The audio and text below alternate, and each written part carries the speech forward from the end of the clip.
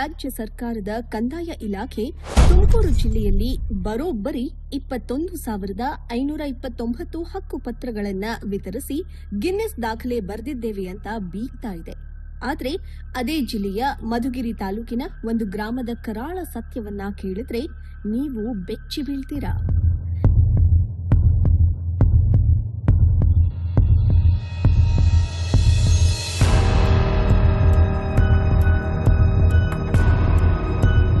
ಸರ್ಕಾರದ ದಾಖಲೆಯಲ್ಲಿ ವಿಜೃಂಭಿಸುವ ಈ ಜಿಲ್ಲೆಯಲ್ಲೇ ಕಳೆದ 30 ವರ್ಷಗಳಿಂದ ನೂರಾರು ಕುಟುಂಬಗಳು ಹಕ್ಕು ಪತ್ರವೇ ಇಲ್ಲದೆ ಕನಿಷ್ಠ ಮೂಲ ಸೌಕರ್ಯವೂ ಇಲ್ಲದೆ ನರಕ ಯಾತನೆ ಅನುಭವಿಸುತ್ತಿದ್ದಾರೆ. ಇದು ಹೆಸರಿಗಷ್ಟೇ ನವಗ್ರಾಮವಾಗಿ ಉಳಿದಿರುವ ಒಂದು ಅನಾಥ ಗ್ರಾಮದ ಕಣ್ಣೀರಿನ ಕಥೆ.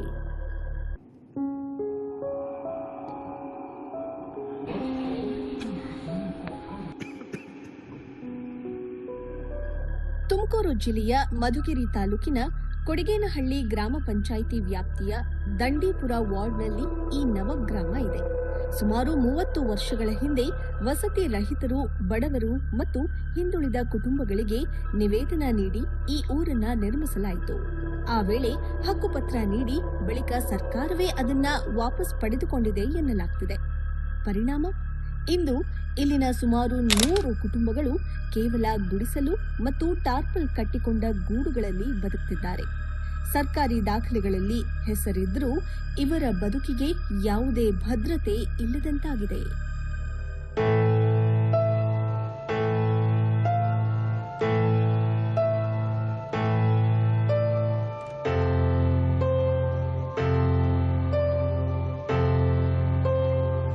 ದೇಶಾದ್ಯಂತ ಸ್ವಚ್ಛ ಭಾರತ ಮತ್ತು ಬಯಲು ಶೌಚ ಮುಕ್ತ ಯೋಜನೆಗಳ ಬಗ್ಗೆ ಕೋಟಿ ಕೋಟಿ ಖರ್ಚು ಮಾಡಿ ಪ್ರಚಾರ ಮಾಡಲಾಗ್ತಾ ಇದೆ.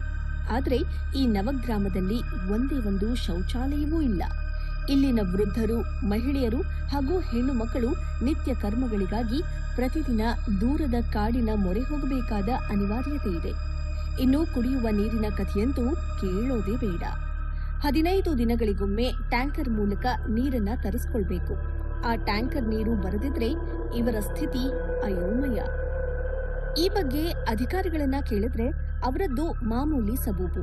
ಮಧುಗಿರಿ ತಹಶೀಲ್ದಾರ್ ಶ್ರೀನಿವಾಸ್ ಅವರು ಹೇಳುವ ಪ್ರಕಾರ ಮಂಜೂರಾದ ಜಮೀನನ್ನ ಈಗಾಗಲೇ ಗ್ರಾಮ ಪಂಚಾಯಿತಿಗೆ ಹಸ್ತಾಂತರ ಮಾಡಲಾಗಿದೆಯಂತೆ. ಫಲಾನುಭವಿಗಳ ಆಯ್ಕೆ ಮತ್ತು ನಿವೇಶನ ಹಂಚಿಕೆ ಗ್ರಾಮ ಪಂಚಾಯಿತಿ ವ್ಯಾಪ್ತಿಗೆ ಬರುತ್ತೆ. ಸಾರ್ವಜನಿಕರು ಲಿಖಿತ ಅರ್ಜಿ ನೀಡಿದ್ರೆ ಸೂಕ್ತ ಕ್ರಮ ಕೈಗೊಳ್ಳಲು ತಾಲೂಕು ಕಾರ್ಯನಿರ್ವಾಹಕ ಅಧಿಕಾರಿಗಳಿಗೆ ಸೂಚಿಸುತ್ತೇನೆ ಅಂತ ಜಾರ್ಕೊಂಡಿದ್ದಾರೆ.